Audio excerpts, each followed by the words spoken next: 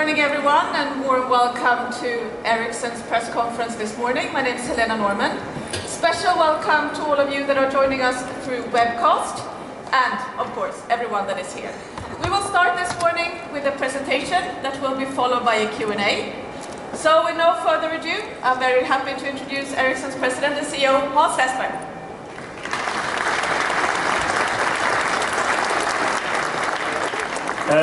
Good morning and most welcome to the Ericsson City.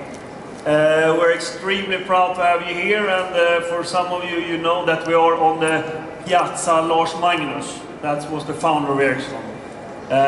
We're going to be here in the next couple of days meeting customers, press, media, analysts, representing from the governments and other stakeholders. And at Ericsson, we are extremely excited for this, because this is a time when we can show the breadth of what we're doing. And for the ones that have been following us the last couple of weeks, we have been launching new products, solutions in OSS, BSS, and service offerings, all the way up to here. And we're going to talk about them today. And I'm also going to talk about new announcements that we're doing here this morning as well. So I hope you will enjoy. And why don't we just kick it off and throw ourselves into 2018, where the world will continue to move. And the change that we've seen the last 25 years in this industry is probably the slowest we've seen. And the change from here on will only accelerate.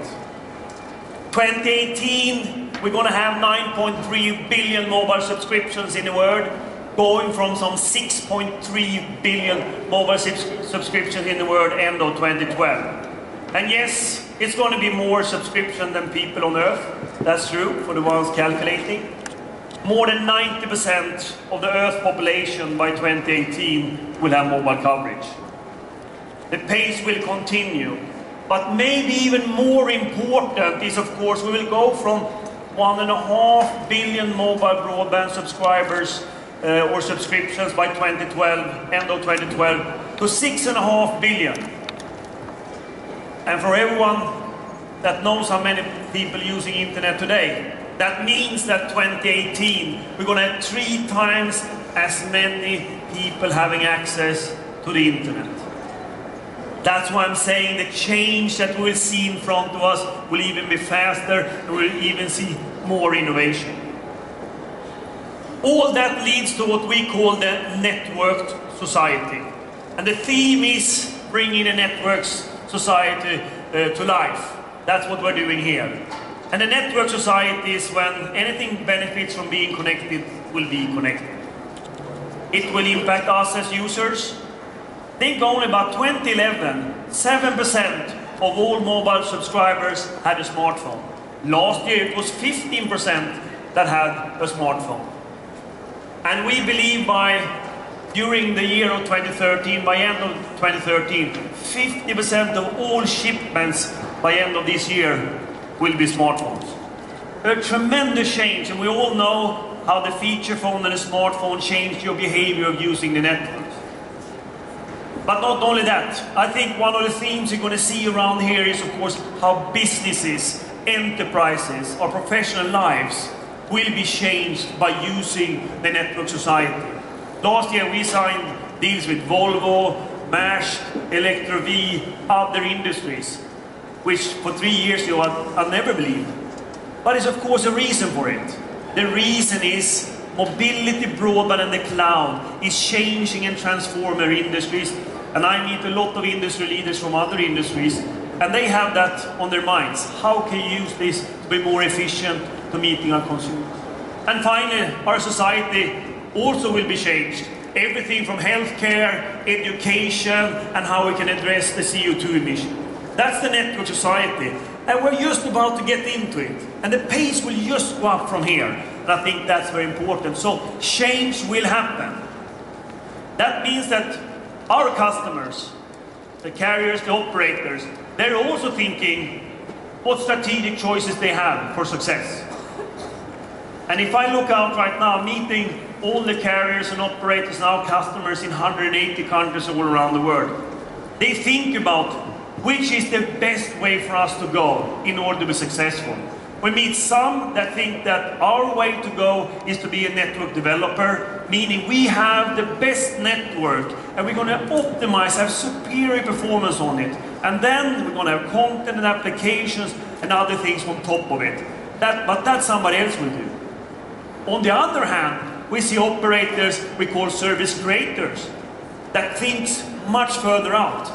They're not only going to have superior performance on the network, they're going to transform and do new business models in the service layer, and also on top of that, new innovation and revenue growth. Everything from machine to machine, mobile payments, IPTV, cloud services. And that's quite unique in this young industry, that we suddenly see that differentiation in our customer base. But it's all based on what type of assets our customer have, what type of market they are into, what position they have in the market.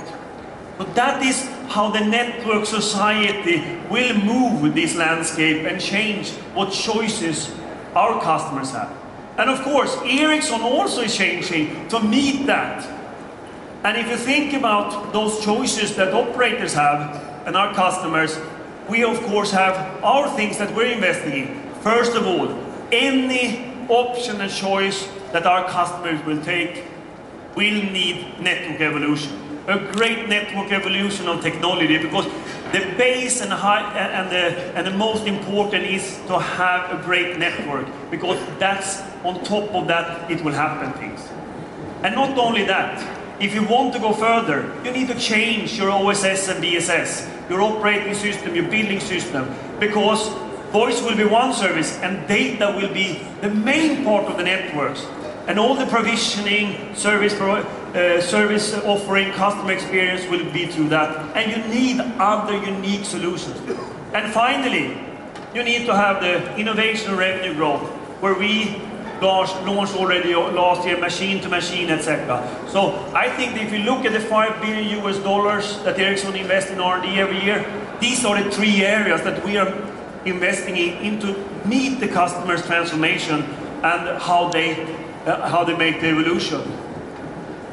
And I was thinking about going through a little bit what we're launching here in these three segments, so you get the feeling for how important this is to our company. Starting with network evolution. And the network evolution is of course a lot of technology, but also our service engineer putting it together. We are launching here today, for example, the unique Air 32. I guess we can see it somewhere. Do we have the Air 32 somewhere? It's behind there, the Air 32. For the ones that remember, last year we came out with the Air product that is now have been shipping in volumes. This next step of the Air, which is combining the radio base and the antenna, much more efficient. And the new one has actually 70% higher speed and 25% better indoor coverage. Continue on an evolution there. The other thing that we're talking a lot about here is, of course, the heterogeneous networks. The combination of small cells and large cells that you would see further down there. What is unique here is, of course, the combination of the small cells and the larger network. And the combination of them, if you align them, you have 100% better capacity. And that's our view.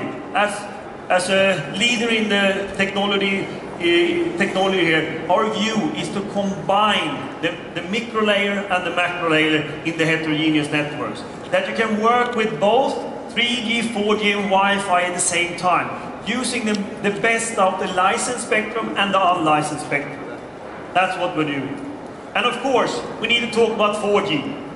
Even though it's 6.3 billion mobile subscriptions in the world, and we ended up on some 55 to 60 million mobile subscribers on 4G, it's still the technology that has moved the quickest since we started with mobility. And we of course has installed here in this Ericsson Hall, Ericsson City, 4G network, and I would like you just to see what speeds we can achieve on it. So let's see if we can move to the speedtest.net. This is a computer connected to the network we have here, and let's see what type of speeds we're getting. Okay. Most important I will let it go first.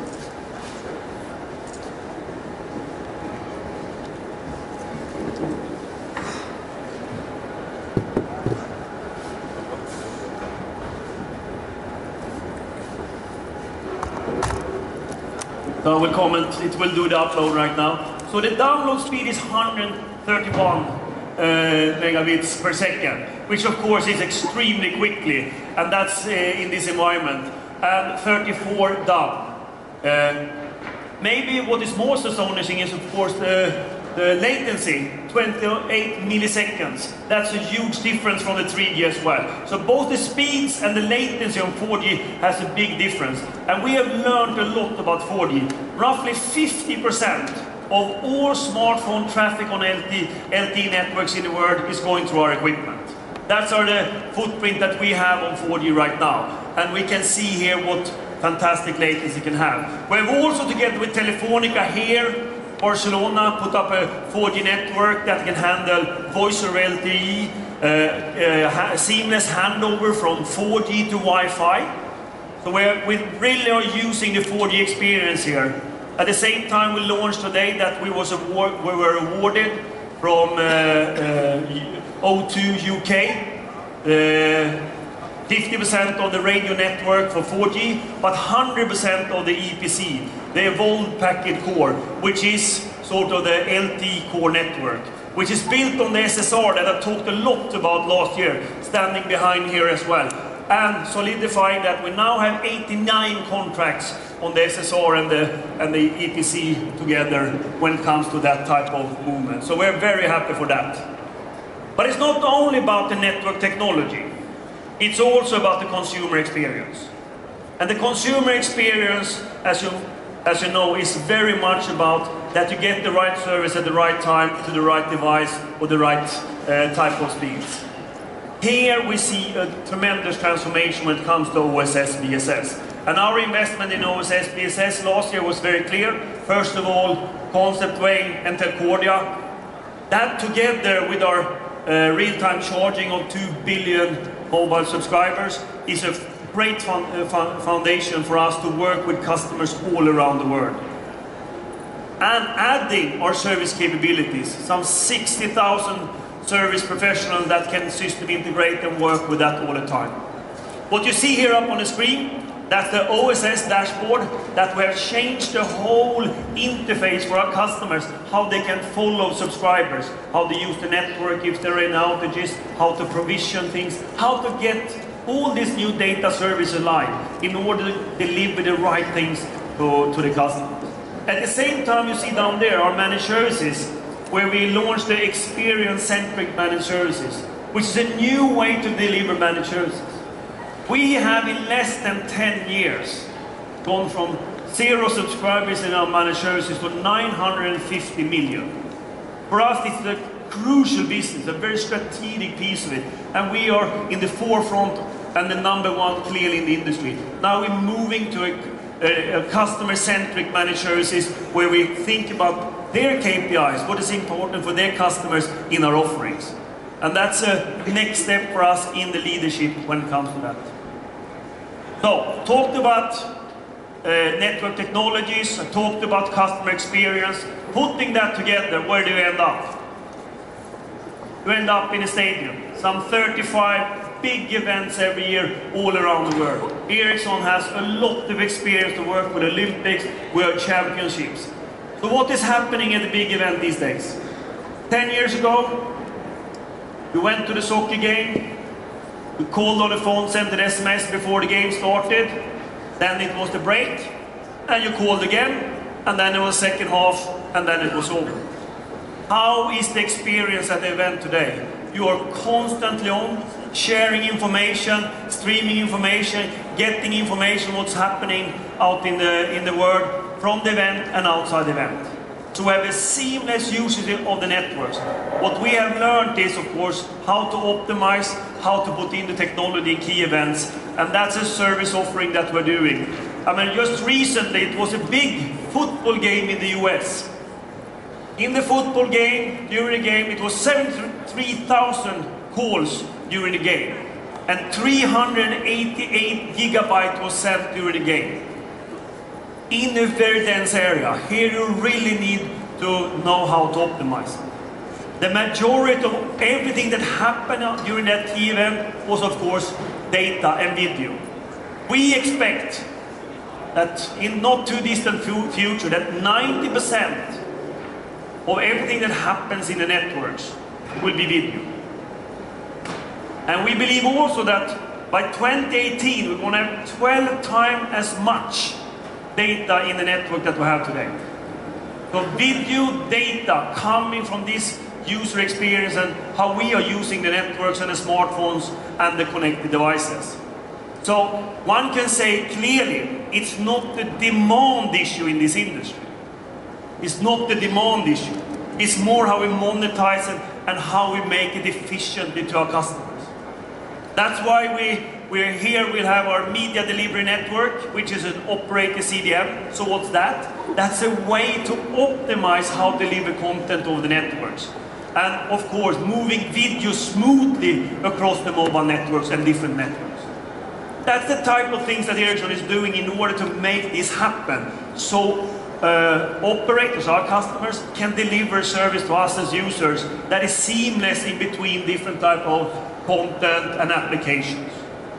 So that's a very important launch we're doing here with operator CDN, MDN, and all the functionality we have in our SSRs hanging together in an end-to-end solution. Another thing that we're also showing up here, which we talked about a little bit in the beginning of the year, is LTE broadcast. That's a way to broadcast over LTE. Very efficient, not taking too much spectrum of it. We are today launching with Telstra, that we will work with Telstra to launch that during the year. As well as, we don't have only the LTE broadcast in the mobile network. We also have the codecs that is using the network the smartest way to deliver the data. Together we're using the right file formats like MPEG-. That combination makes Ericsson unique to work with video and content and broadcasting in LTE, which is a great way of doing it. And another way to find innovation and revenue is, of course, cloud. We have been working with cloud for many years to see that we really can deliver a cloud service to our customer and cloudify what we are working with. And as I've now been talking for a while, I will actually ask somebody else to talk about what we are doing in the cloud. And who could be better than our Chief Technology Officer, Mr. Ulf Evaldsson. Thank you, Hans. And cloud will of course be one of the most important topics during the next days here in Barcelona. It is clear from the noise we see about it, everyone writing about it, and it's very important. And of course, as Hans said, adding another 2 billion smartphones to the network in the next 5 years will continue to drive traffic based on applications.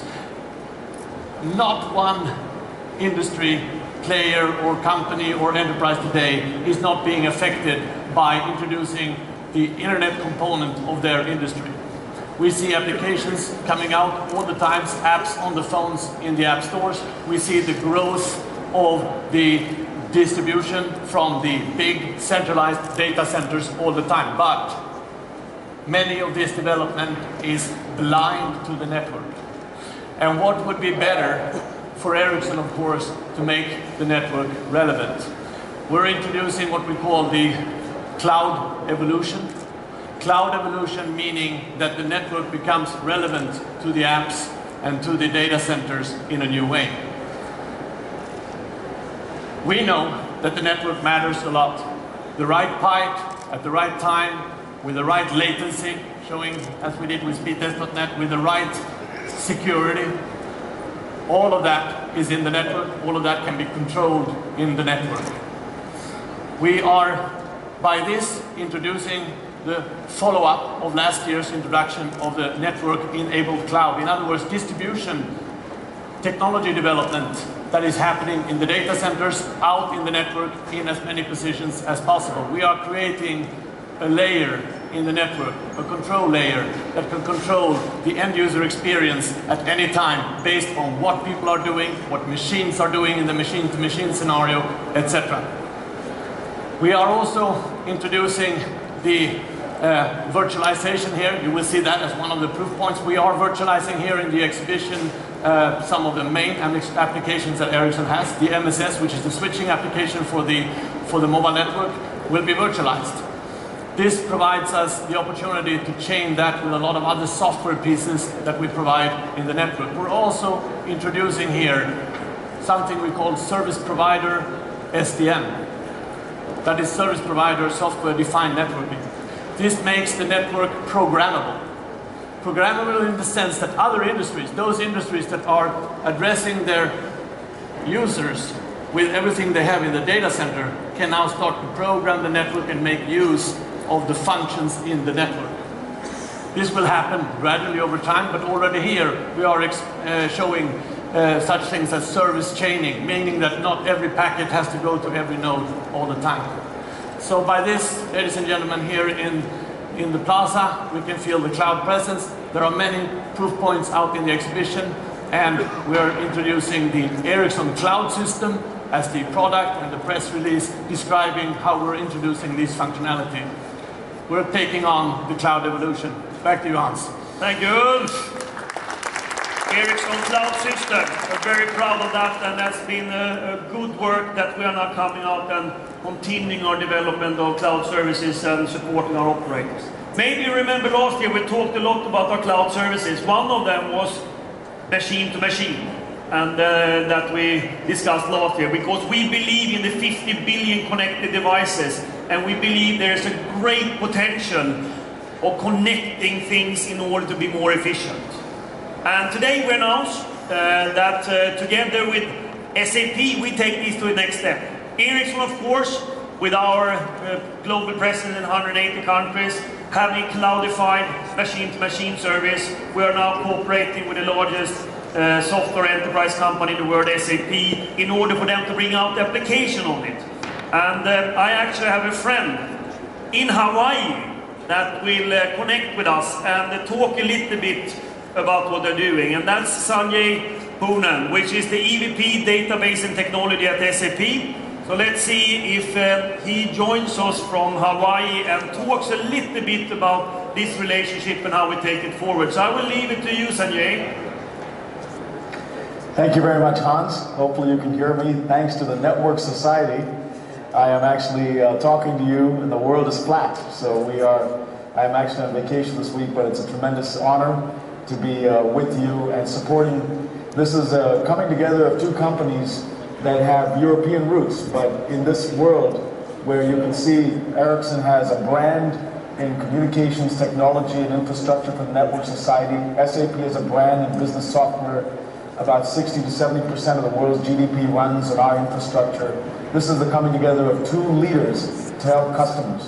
And let me motivate just for a couple of seconds why this machine-to-machine opportunity is huge by giving you a practical example. I live on the West Coast in California, and one of the banes of my existence is waking up for a 5 a.m. conference call with Europe. Okay? So I go down to my home office at 4:30, and I find out that the conference call was canceled by someone who was very considerate. Now, you know, I could get angry, but wouldn't it be nice if my alarm clock could be connected to my calendar so that when the meeting got canceled, my alarm clock, which is a machine connected to the internet, is automatically set back by an hour. My coffee machine could also be set to the internet, could be set back by an hour.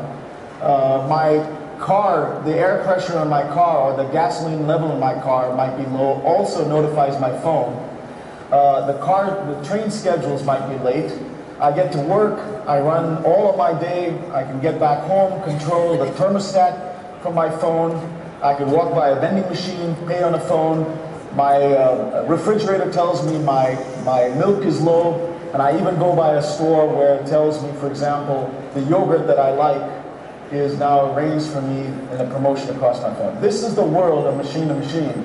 That's not a Back to the Future movie, but it's actually happening as we speak today in our life. And this world of 50 billion machines is going to be almost like social media on steroids. Man talking to machine, machine talking to man, and machine talking to machine. And we are delighted to be working with Ericsson to make this happen. When you think about the power of what this is possible, we believe there are three things that are necessary. One, an infrastructure for big data, an infrastructure for mobility, and an infrastructure for the cloud. And if you like the game Scrabble, it's almost like that triple word score. You combine that with the infrastructure that now Ericsson brings to us, with OSS and BSS messages. We can take HANA, mobility solutions, combine that, and now all of a sudden, that smart vending machine, the thermostat that's connected to the internet, or the ports and containers that need to be connected, all of this now is possible through the power of our brands. So Hans, we're delighted to be taking this to our joint customers. We have a lot of customers in common, and I'm excited to be supporting you at the Mobile World Congress. Thank you very much. Thank you, Sanjay, and I hope you're going to enjoy. I know you're on the sales summit over there, so next time of the year you may be going to celebrate a lot of the good achievements we've done together at your sales summit. Thank you very much. Thank you. Talk to you later. Bye. Give it a hand to Sanjay. Thank you.